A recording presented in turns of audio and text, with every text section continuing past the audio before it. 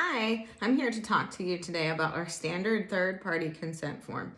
So the reason I'm doing a video is because whenever a third party contacts us, we send them this form, but it kind of seems like people aren't reading it, so maybe they'll watch a video.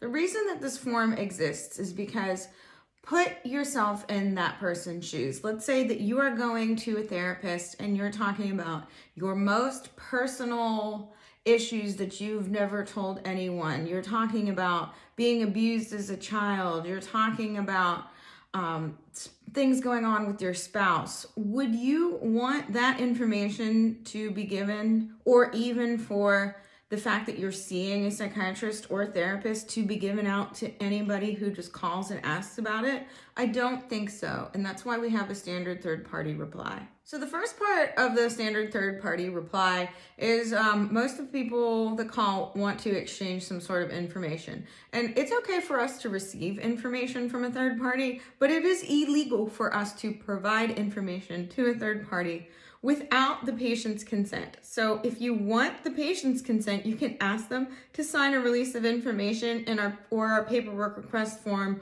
or a medical release form, or a consent to speak with form, depending on the situation. And then once they sign that and they put your name down, then we'll be happy to talk to you.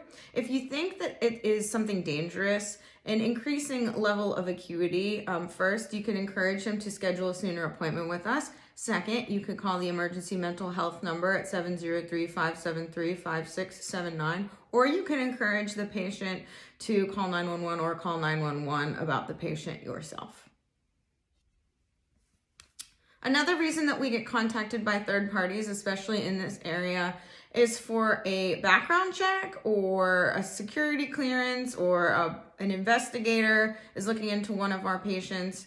And believe it or not, a lot of people don't want the government to read their most private, most personal thoughts. So we don't just readily hand out patients' personal information just because the person says that they're an important person high up in the government. Of course, if it comes from a judge and it's a subpoena, that is a different story. But if somebody who describes themselves as an investigator shows up, we are not going to provide patient information without the patient signing a consent form for that particular person and explicitly stating what information it is that we are allowed to give.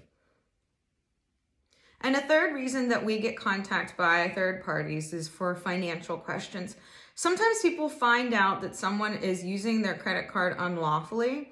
The methods that we take to prevent this are when a patient schedules an appointment, we ask for them to provide the signature of the cardholder and the cardholder's ID so that we can confirm that the signatures match.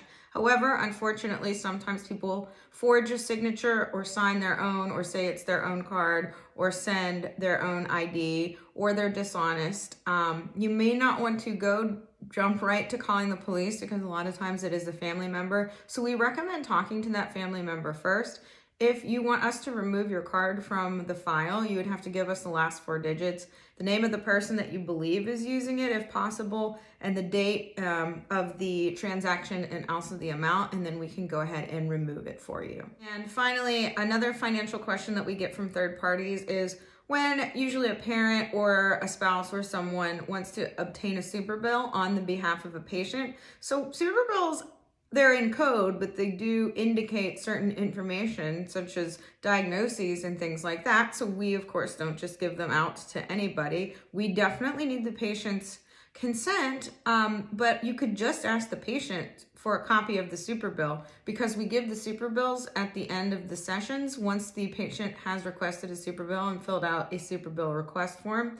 Please note that before becoming a patient, everybody has to sign an agreement that they understand that we don't speak to insurance companies. So everybody should know that we don't take insurance and speak to insurance companies. And also, they also sign that we are not going to change any of the diagnostic or otherwise coding on their super bill. So the super bill will remain unchanged. Here at Improve Life, we greatly value our patients' privacy. We have patients, high profile and otherwise, patients whose names are in the public. They don't want their information out there. So we very, very greatly try to obey every privacy law as much as we possibly can. We keep everything very confidential. We only release information with very specific instruction from the patient. This, of course, can make the third parties trying to obtain information upset. However, our number one priority has to be the patient and has to be respectful of the patient's wishes. So if we don't have an explicit understanding signed from the patient that we are permitted to provide very specifically listed out information, we are going to have to keep that confidential, and that's out of respect for the patient. Okay, now we're gonna do some of the comic relief. Some of the things that I've heard, I pay for the patient's appointments, so I'm entitled to know what is said during those appointments. That's actually not how the law works. It's kind of like blackmail, and that's not really good for any kind of therapeutic relationship. No one's gonna feel comfortable if they're knowing that everything that they're saying is gonna be given to somebody just because that person is giving them money. That's a conflict of interest, and that's really not how that should work. Or I work for the government, so you have to give me this patient's medical records. If you're a judge working for the government and you sign a subpoena, then yes, that is how that works. But if you're a postal worker or something, I mean, I'm sorry, I'm not gonna give you records just because you're some high-ranking official.